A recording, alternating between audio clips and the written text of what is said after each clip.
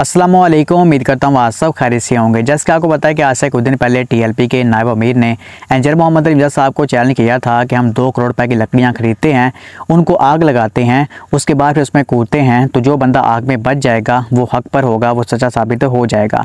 तो आपको पता है कि इंजीनियर साहब ने उनका जवाब दिया और कहा कि मैं इस काम को हराम समझता हूँ। यानी कि इस तरीके से कोई बंदा ये बात कहे कि भाई आग में कूदते हैं, जो बंदा बच जाएगा वो हक पर होगा, या फिर मीनार पाकिस्तान के ऊपर चढ़ते हैं, छलांग लगाते हैं, जो बंदा बच जाएगा वो हक पर होगा, इस तरह काम करना इंजीनियर साहब ने कहा कि बिल्कुल भी जायज़ नहीं है और ये हराम है। ठीक है, इस तरह के मामला से बाहर निकलकर बल्कि इल्मी तौर पर अगले बंदे को जवाब देना चाहिए।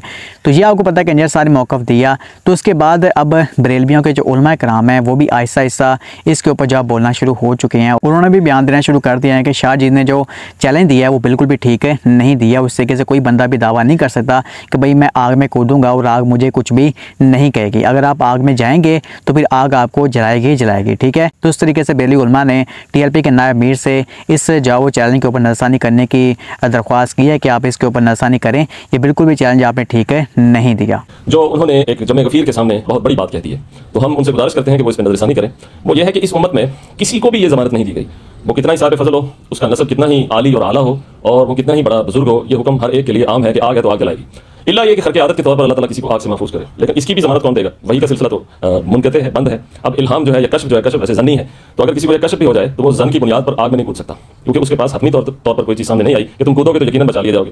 खर के आदत के तौर पर बाद बुजुर्गों से ऐसा हुआ है कि आग में उनका हाथ या जिस्म का कुछ सलामत रहा है, लेकिन ये हर एक के लिए मुकर्रर नहीं है, बल्कि हर वली के लिए भी मुकर्रर नहीं है। आग बहरहाल जलाएगी। एक वाक़या मैं आपके सामने पेश करता हूँ। वो हदीस यकीनन आपकी भी नज़र से गुजरी होगी कि मदीना में किसी के घर में आग लग गई, तो वो सरकार दो आलम की खिदमत में हाजिर हुए, तो आपने फरमाया कि इन हाज़िही नार अदुव्वुन लकुम, ये आग तुम्हारी दुश्मन है। आग की ये सिफत है, उसमें ये तासीर है कि वो जलाएगी तो वो जलाएगी।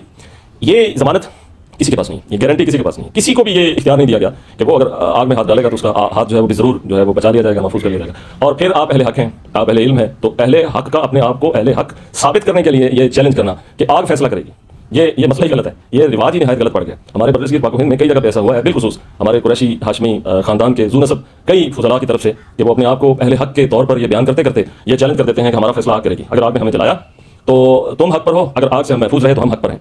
इस पर ना कोई आयत है, ना इस पर कोई हदीस है, और ना ही इस पर कोई किसी किस्म का इस्तेमाल किया जा सकता है कि आग आपको महफूज रखेगी। मुबाहला को आगे उम्मत के अंदर बढ़ाया जाता है, तो मुबाहला जो है वो अपने मौरद पर बंद है।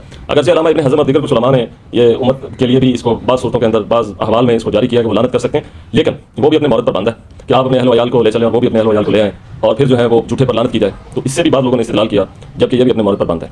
और आग में कूदने वाला और ये चैलेंज करने वाला ये तो बहुत दूर की बात है, लिहाजा आप इस पर नज़रसानी करें। ये तरीका दुरुस्त नहीं है। ये पहले भी हमारे कुछ फुज़ला की तरफ से सामने आया है, बिलखुसूस सादात उलमा की तरफ से, आग उनको नहीं जलाती। क्यों नहीं जलाती? आग है, जलाना उसकी सिफत है, उसमें ये तासीर है, वो जलाएगी। इसके अलावा पाकिस्तान के ताजिर ने चीनी कंपनी को चूना लगाया और कीमती मादन के बजाय कंटेनर में मट्टी भरकर बेच दी है, और 11.5 करोड़ रुपए का उन्होंने चूना जो इस वास्ते चीनी कंपनी को लगाया है। तो यहाँ से आप हमारी पाकिस्तानियों का हिसाब लगा लें कि बेईमानी धोखेबाजी से ये लोग बाज नहीं आते और पाकिस्तान को बदनाम करते हैं।